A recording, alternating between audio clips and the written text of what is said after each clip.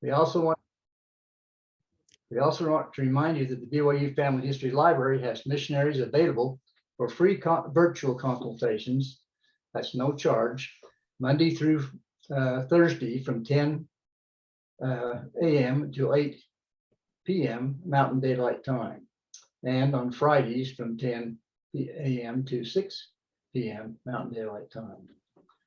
Today's class is offered to the general public by the BYU Family History Library. Our presenter is Nicky Smith, who has a great knowledge of all things technical as well as genealogy. She's has a particularly interesting subject this evening, identifying old photos by time period or date. And so that will be helpful to those of us who have a lot of old photos who we can't identify lying around and would like to be able to get some help in being able to make them useful by putting them in our trees. If you haven't been to one of our classes before, you're in for a real treat. And if you have been with us, welcome back. I'll turn the time over to Sister Smith. Okay, hold on one second while I figure out how to make sure that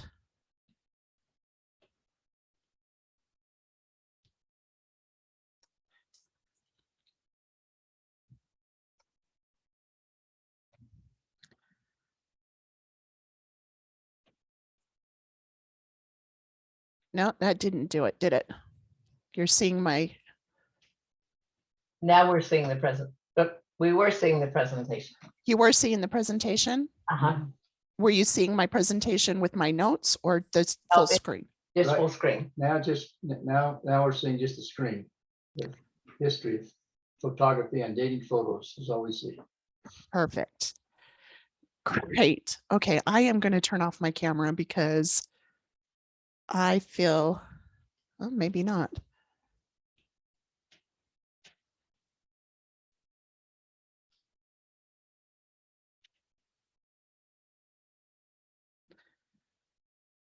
Oh, sorry. This is, all right. Are you still seeing it or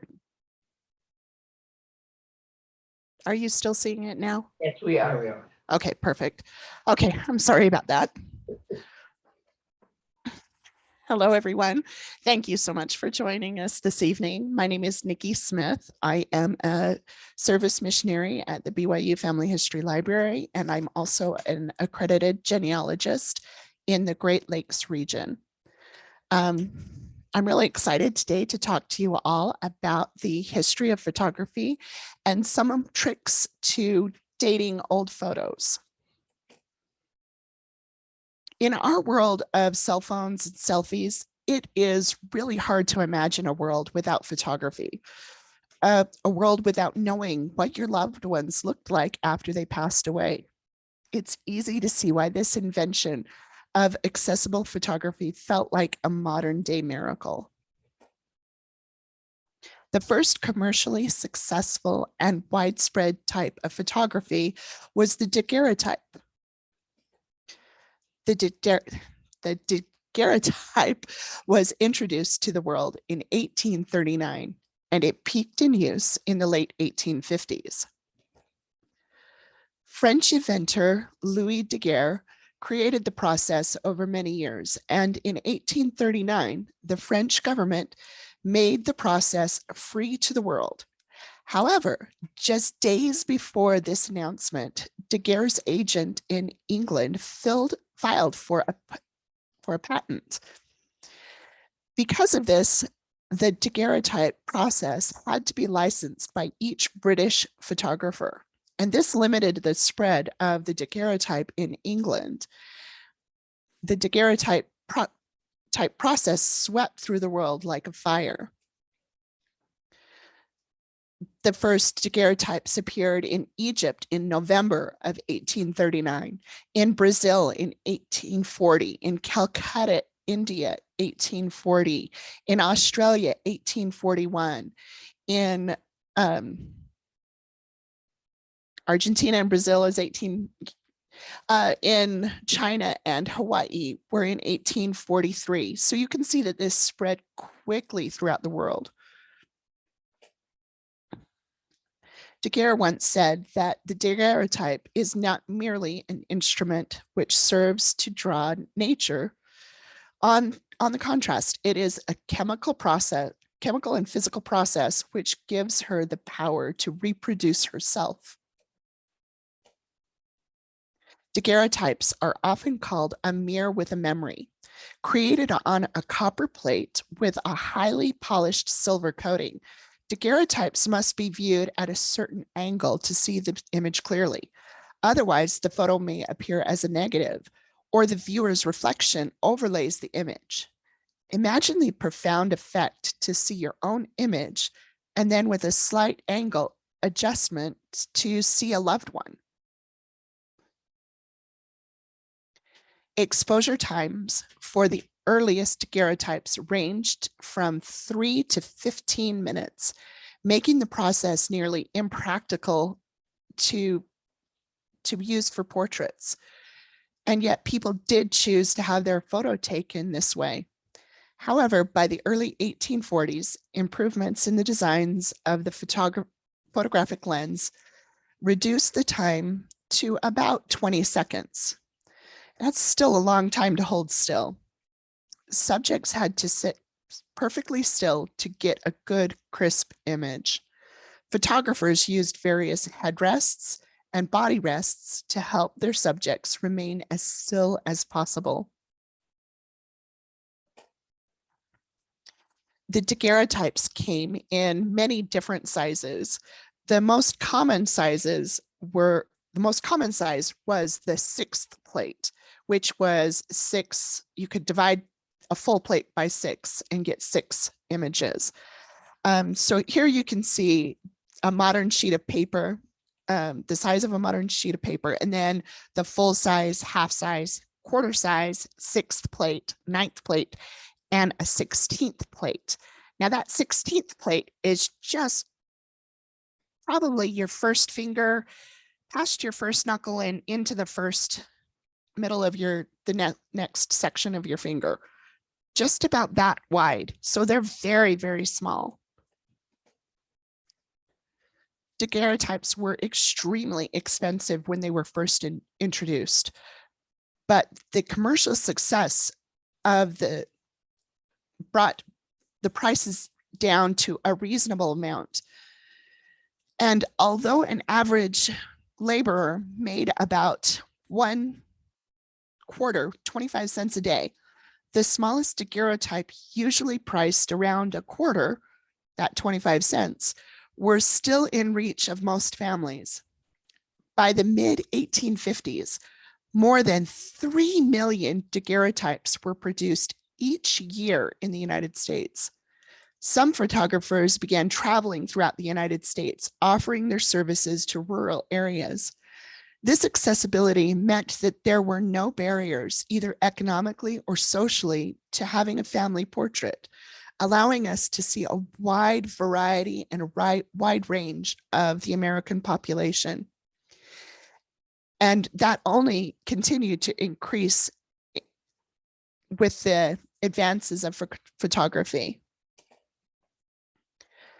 The commercial success of the daguerreotype can be seen in this study of growth of daguerreotypists or daguerreotype studios in Philadelphia, from 8 studios in 1846 to more than 50 in 1856.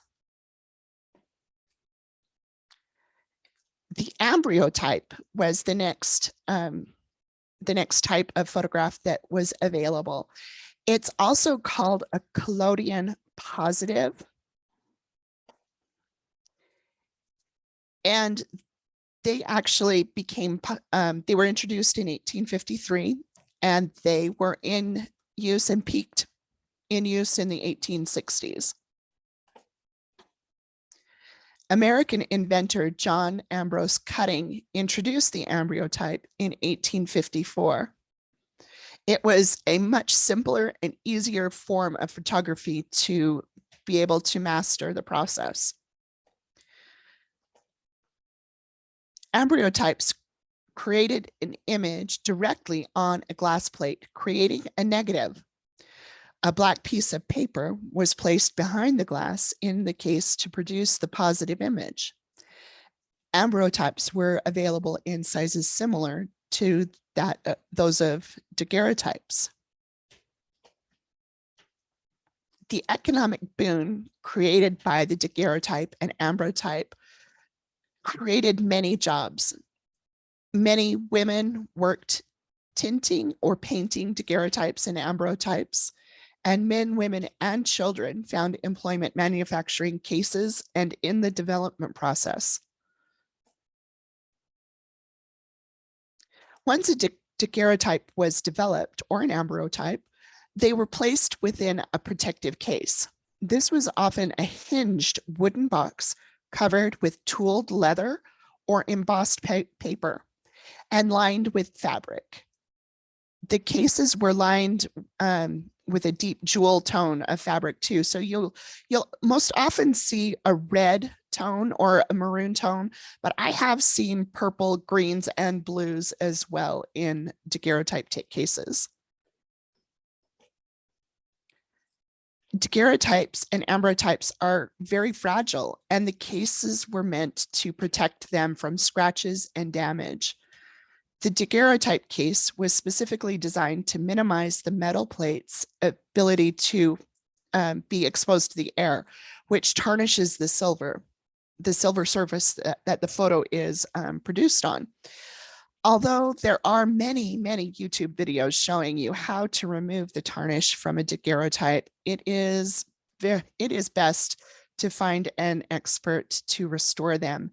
And if all possible, you should not remove either an ambrotype or a daguerreotype from its protective cases.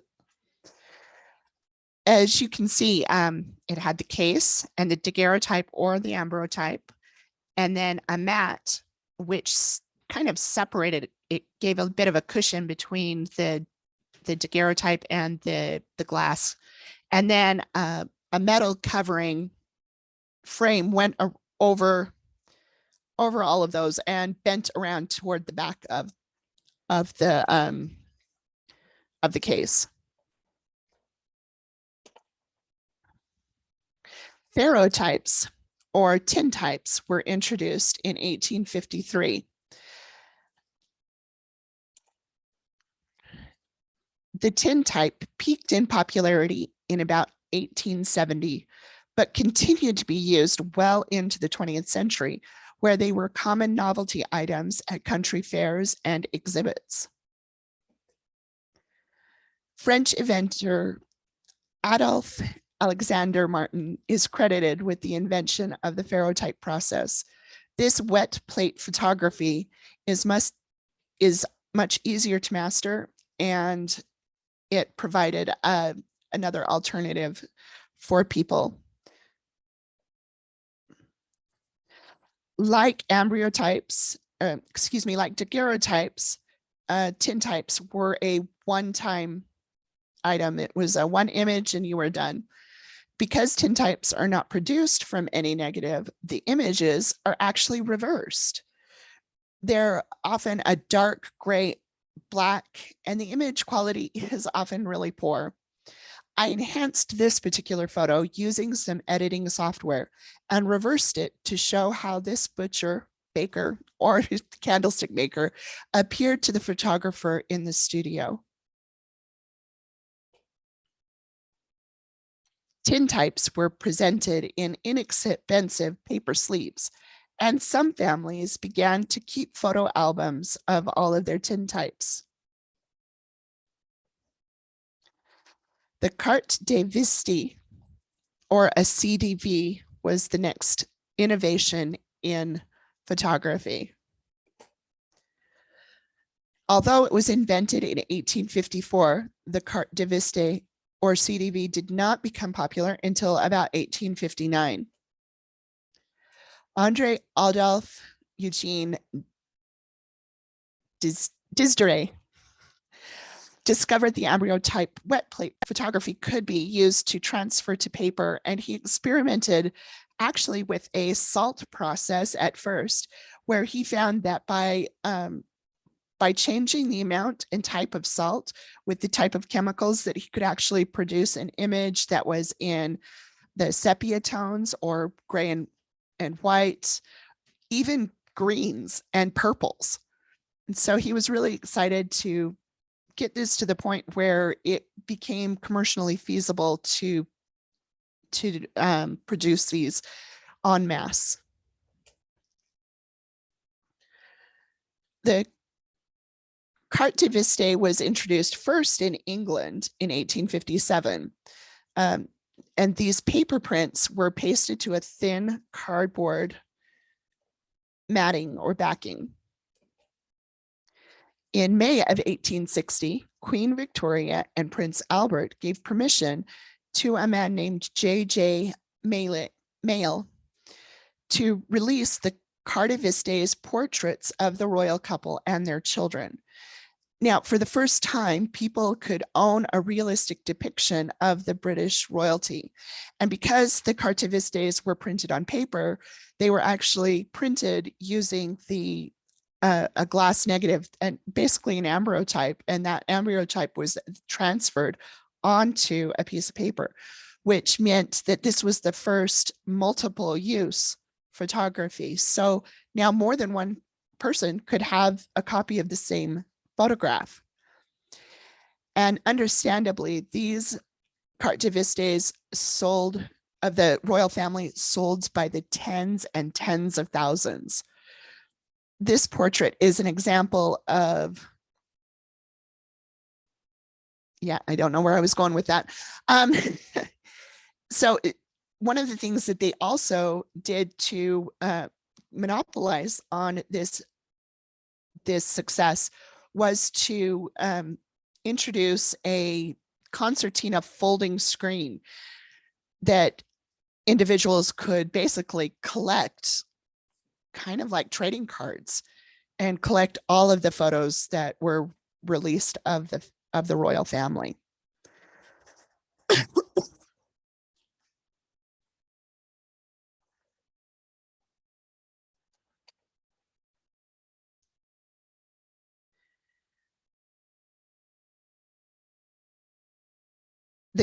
The CDVs were often used by upper and middle class people of society as calling cards or visiting cards, which is why they're called cards de visite, means cards of visiting. And they also displayed these items in their home. Sometimes the CDVs were stamped simply on the back with the name of the studio or photographer. Cabinet cards were more durable than CDVs and slightly larger. The cabinet card got its name from its suitability for display in parlors, especially in the cabinets or curios or china cabinets. First introduced in 1863 by Windsor and Bridge Company in London, the cabinet card is a photographic print mounted on cardstock. They were about 6 inches by 4¼ inches, and the cabinet cards were mounted on this heavier cardstock, and because they were slightly larger, then they became a lot more popular. In the 1860s and 70s, the mounts for cabinet cards were white, cream, sepia, or a very light gray. While color mounts were used in later years, those other colors usually dated after 1880. For example, a green or a dark gray or a black mount like these more than likely date to the 1880s or later. Photographers took advantage of the back of the cabinet cards to print highly decorative and colorful advertising for their studios. Now, not all mounted photographs are considered cabinet are considered cabinet cards. Cardboard mounted photographs peaked in popularity in about 1895. Photographers mounted other sizes of photographs, and they may or may not have embellished the mounts with the photographer's name or address or any type of advertisement. The cardboard mounts are usually in proportion with the photograph. Very large mounted photographs sometimes are also framed within glass. And you can see here's an example of a square photograph that's mounted on a square mat and a round photograph that's mounted on a round mat.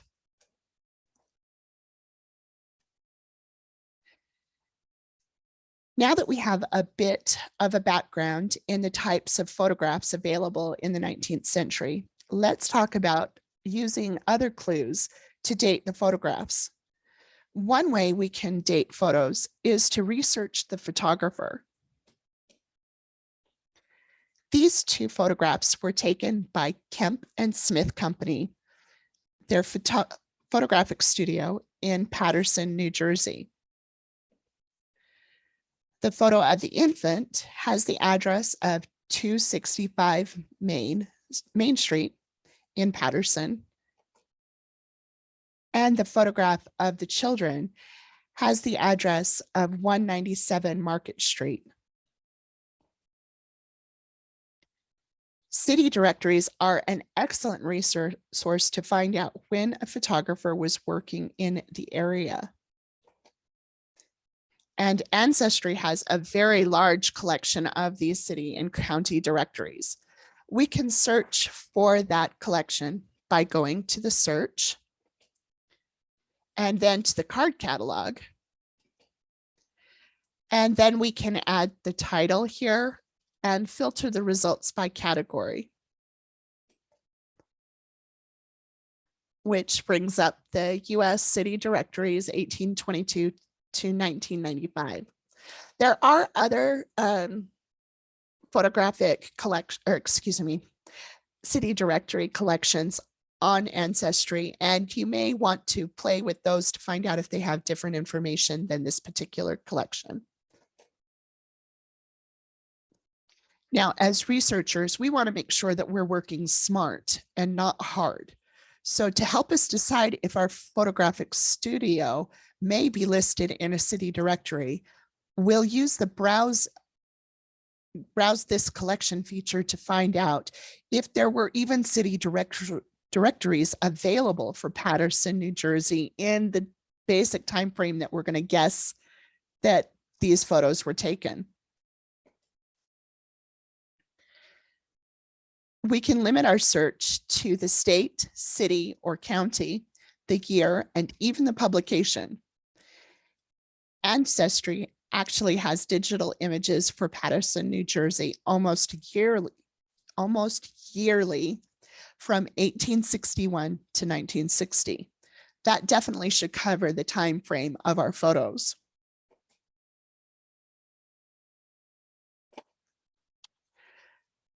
Photographer John M. Kemp is listed in the Paterson directories as early as 1874 as a photographer. However, the partnership with Kemp and Smith does not appear until 1892. It's important to remember city directories were created from information gathered the previous year, so we can infer that the partnership started in 1891.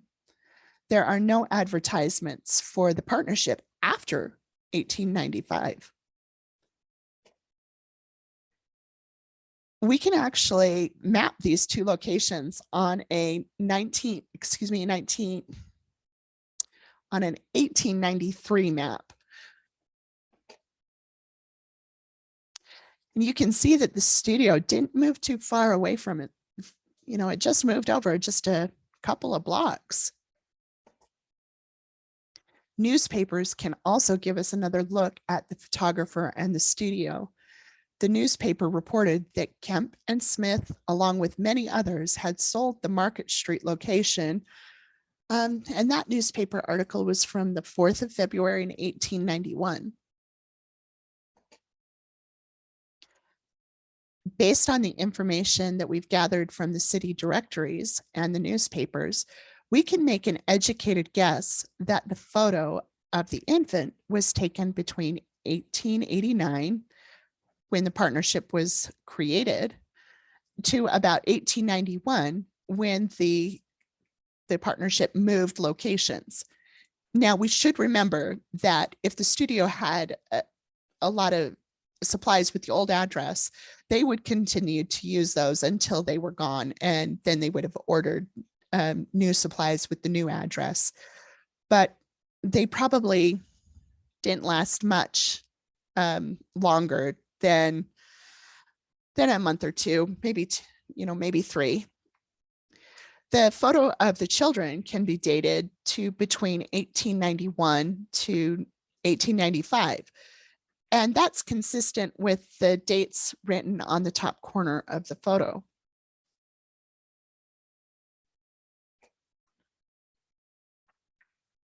Let's look at another.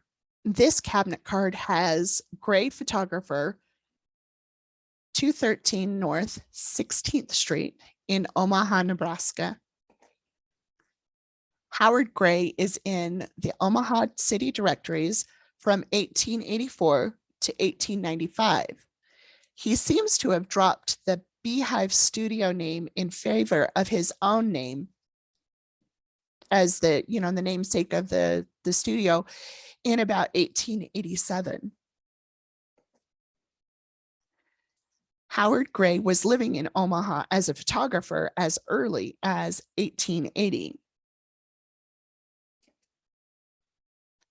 And the local newspaper gives some local color, quite a long article specifically about Mr. Gray appeared on the 26th of May, 1884, and a large newspaper advertisement appeared on the 26th of November, 1892.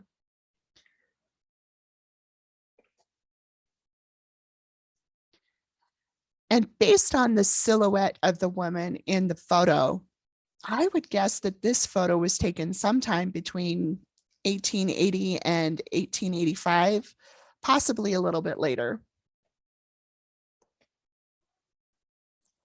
Clues from clothing and hairstyles can help us date the photos. And I like to keep my reference guide on Pinterest. This allows me to reference articles, websites, and other resources at the click of a button.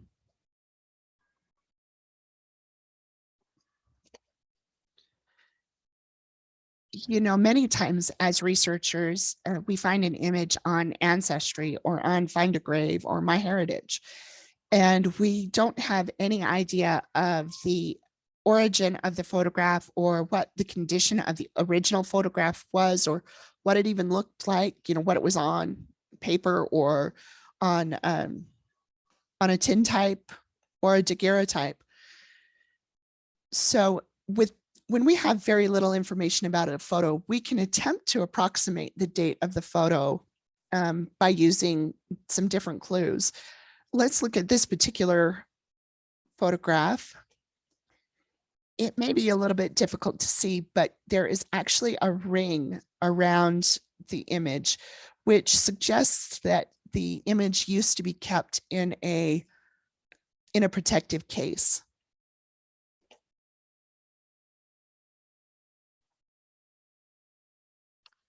And you can see her long ringlets.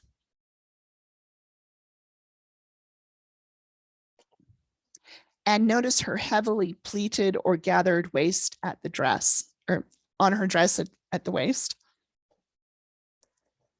So on my Pinterest board, one of the things that I have pinned is a sketch of various hairstyles between 1832 and 1850.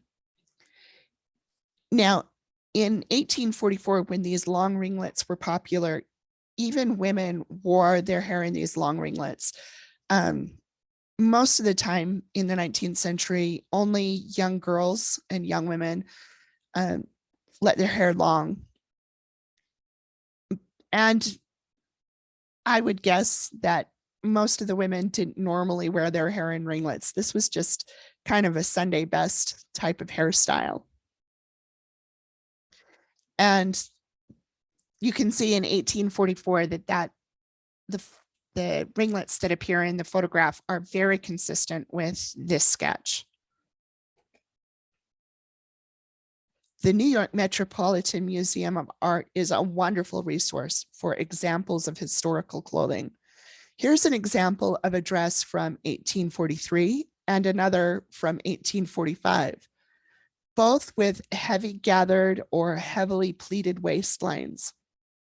We must remember that there were no off the rack clothing. Each piece of clothing was made for a specific individual by hand. And although there are variations in the clothing in a particular time period, most of the current fashion elements are in the dresses. Women kept up on those things just like we do now. So my guess, based on the clues that I've seen in this, that this is probably a daguerreotype from the mid 1840s. Let's look at this beautifully tinted photo. It once again appears to have been in a protective case. Another item that I really enjoy on my Pinterest board is a sketch of silhouettes from 1840s to 1900. And the silhouette for 1862 to 1865 works very nicely with this green gown. And a simple ball gown from 1865 featured on the Met is right in line with the dress. This simplicity, the lack of ruffles at the bottom, everything appears to be very similar. And the fact that the dress was short-sleeved really indicates that this is the dress that the woman was wearing was probably a ball gown or a Sunday best dress. Now, it's difficult to identify her hairstyle, but it's closely fitted to her head. And this style in the sketch from 1863-ish is really consistent with what we see. Also, we can look into the background and we can see the United States flag that's tinted with a cannon. And that indicates that this photo was probably taken during the Civil War, which puts the photograph as a daguerreotype, possibly an ambrotype, between 1862 and 1865. This later photo is missing any frame, any identifying marks, or the cabinet card backing. At least when they scanned it, they cut all of that out. Oops. The silhouette is about right for about 1897. And these examples from 1898 are also pretty consistent with the dress that we see. As the dresses of the 1890s became more streamlined, the hats became much more elaborate. And this woman's hat is very consistent with these examples from a fashion plate from 1898. So we can guess that this photo was probably taken between 1895 to 1898. Now, men's fashion is just so much more difficult to identify. Just like today, the men wore pants and a shirt. There's not a lot of variation there. This gentleman with the upturned collar touching his cheek and the wide cravat helps us date this photo to the late 1840s.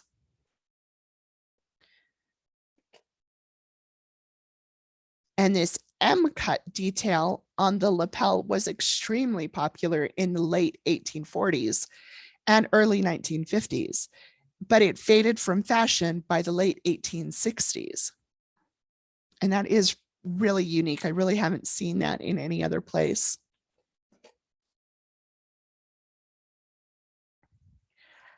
This young man has his coat is buttoned clear up almost to his neck with very, very small lapels and a necktie that is up against, it's not very elaborate.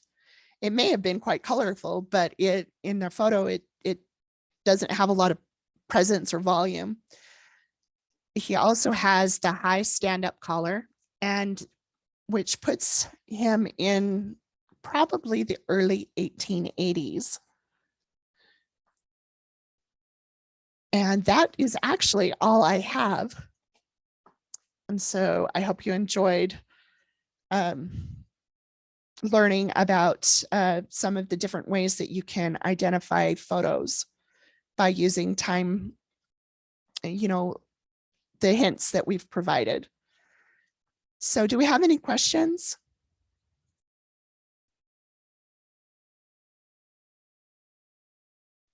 You've kept people mesmerized. I thought I had a bit more material than that, but I flew through that like crazy. Very interesting. Any questions?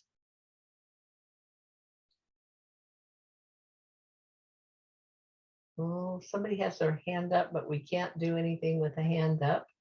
So Doris, if you'd put it in the chat or in the Q&A, we'd be happy to respond. Lots of positive comments, Sister Smith.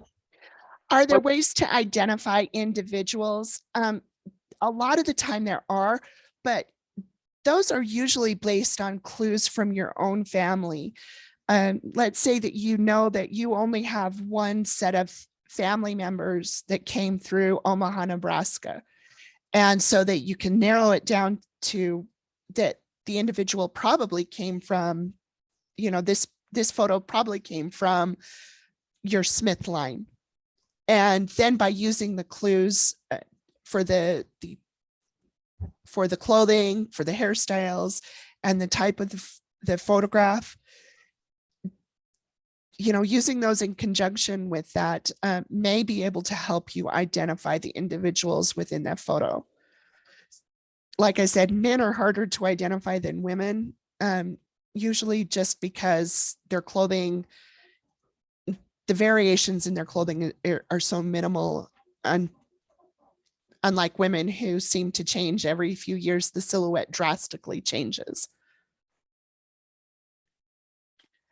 Color photography didn't come about until the early 20th century, actually mid 20th century. Most of the photographs, a good number of photographs, daguerreotypes, ambrotypes, and even the CDVs and the cabinet cards were hand tinted by individuals that were employed by the studios or by a very crafty and talented member of the family. Let's see here. The name of the museum is the New York Metropolitan Museum of Art, or the Met. And I actually usually type in the Met and then what year I'm looking for, and dress or suit or hat or clothing or some other thing in a Google search, and that usually brings up what I'm looking for. It seems to be easier than navigating the Met's website.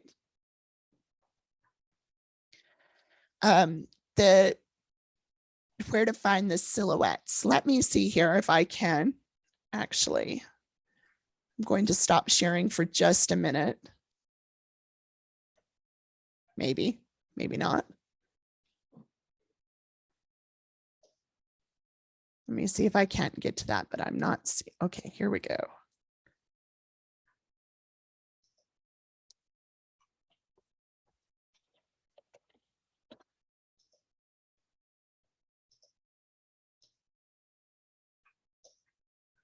have to move my bar.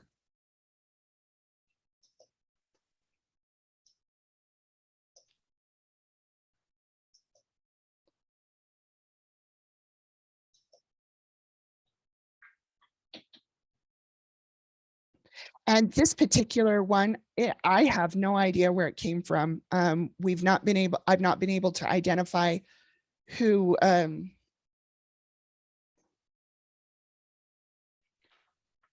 created it or who even put it up on the website or up on the internet.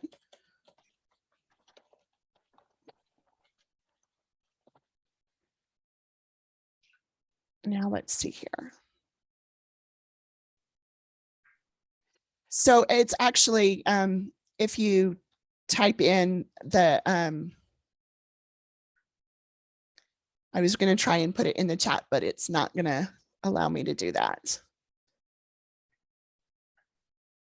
Can you see the chat? Yeah, I can, but it's okay. Here we go.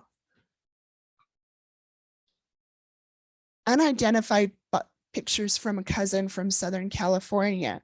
They were probably family and or friends of my grandmother, whose older sister in the family of 16 and their father from Germany ended up with a lot of pictures and journals.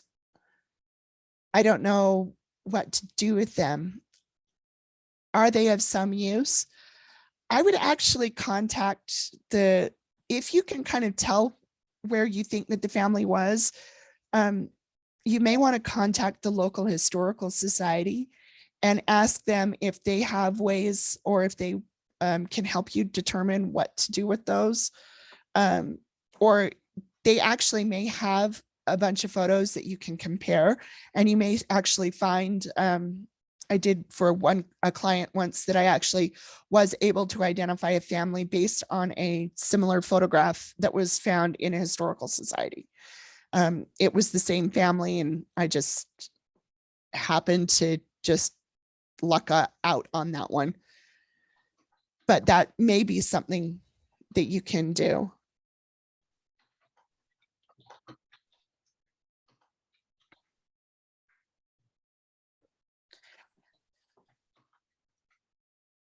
Making sure that we are scanning and identifying the photos that we have now. I mean, we've got so many selfies. Do we bother to take a minute and identify our children in them, or the photos that we have lying around our house?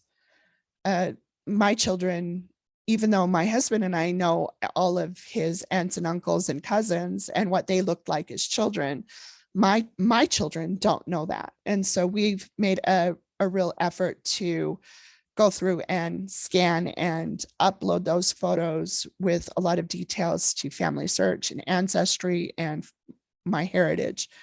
And that allows people to, to share and to know about it.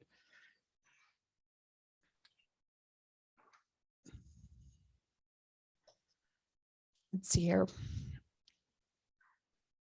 Sister Smith, will you Yes. send your PowerPoint so that we can post it as a handout? Absolutely. I can do that. I was just looking, I thought there was a place where you could upload old photos that people could go and see if they happen to recognize any. There's a website called Dead Fred. Dead Fred. Dead Fred. And that actually is not only for photos that you don't know who they are, but it's actually for photos that you've come across, and you, this woman with the box of photographs in California, if let's say one of them are identified, but you have no idea who they are, all your research shows that it's probably not a family member. So it's probably an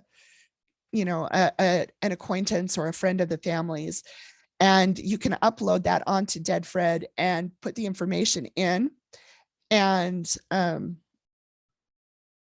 then other people can actually search for their surnames and look for things that match. There used to be, there's a question about software programs that match common individuals. And they used to have a feature on Google, or I don't remember, Picasso.